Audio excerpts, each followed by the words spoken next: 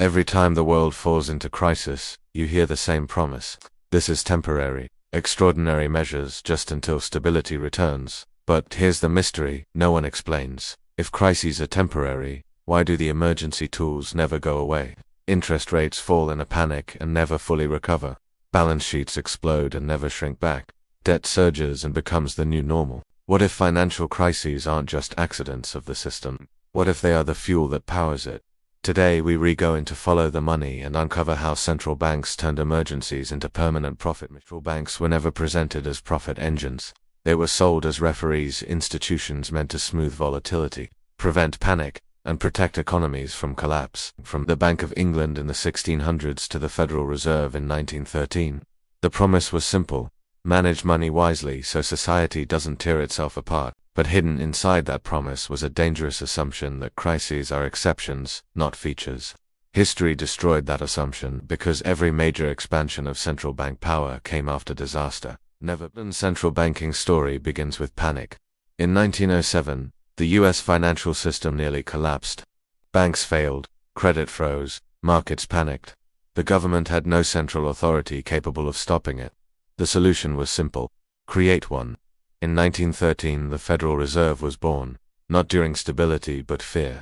It was given emergency powers to lend when no one else would. At first, these powers were limited and temporary. But then came World War I, and everything to fund the war. Governments needed massive borrowing far beyond what taxpayers could provide. Central banks stepped in, buying government debt and expanding the money supply. This was the first major shift. Central banks were no longer just stabilizers. They became enablers of unlimited spending during emergencies. Once that door opened, it never fully closed. Every future crisis would justify bigger intervention. The tools created for survival slowly became tools of routine policy. Emergency stopped meaning rare. It started meaning depression rewired financial thinking forever. Global economies collapsed. Banks failed by the thousands. Unemployment exploded. Central banks were blamed for doing too little. The lesson policymakers learned wasn't restraint, it was intervention at any cost. From that point forward, central banks adopted a new philosophy. When in doubt, intervene faster and bigger. Interest rate cuts, liquidity injections, asset purchases became standard responses. Emergency tools stopped being reactions, they became preemptive strategies. Short-term pain was eliminated, while long-term distortions quiet. Markets believe failure will always be softened, risk explodes. Banks lend more, corporations borrow aggressively, governments expand deficits without fear. Why? Because crises now trigger support, not punishment. Every downturn produces lower rates, new lending programs, larger balance sheets, and asset price protection. Each cycle leaves behind permanent damage: higher debt, more complexity, less room to reverse policy. This is the loop: crisis, intervention, dependency, bigger crisis. Central banks sit at the center, not as villains, but as operators of the system. The 2008 financial crisis marked the breaking point. Central banks didn't just cut rates, they created money at historic scale. Quantitative easing was sold as temporary. Balance sheets would shrink once stability returned. They didn't. Markets learned a dangerous truth.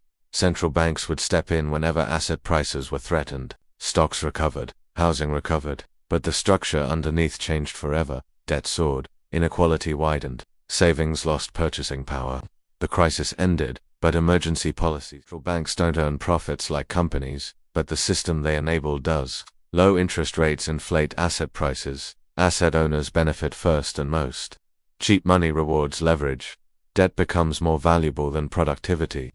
Governments borrow endlessly. Corporations buy back shares instead of investing. Speculation replaces growth. Crises become moments of wealth transfer, not destruction. Those closest to newly created money benefit early. Wage earners feel inflation later. This isn't conspiracy, it's sequence. And sequence decides every crisis. Reforms are promised. Stronger regulation, tighter controls, normalization, but normalization never truly arrives. Why? Because the system can't survive without constant support. Raising rates risks collapse. Shrinking balance sheets triggers panic. Letting failures happen creates political backlash. So central banks retreat slowly until the next shock forces expansion again. Each fix treats symptoms, not structure.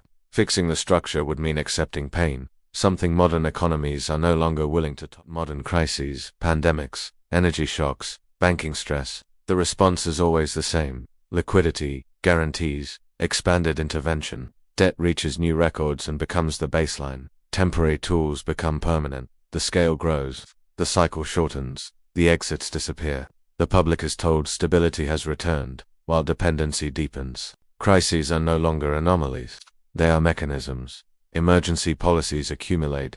The real cost isn't collapse, but slow erosion, purchasing power, trust, and resistance. Dangerous belief in finance isn't greed. It's the idea that intervention has no long-term cost. If every crisis strengthens the same institutions and concentrates the same benefits, stability becomes an illusion. When the next crisis arrives, will the system have anything left to deploy?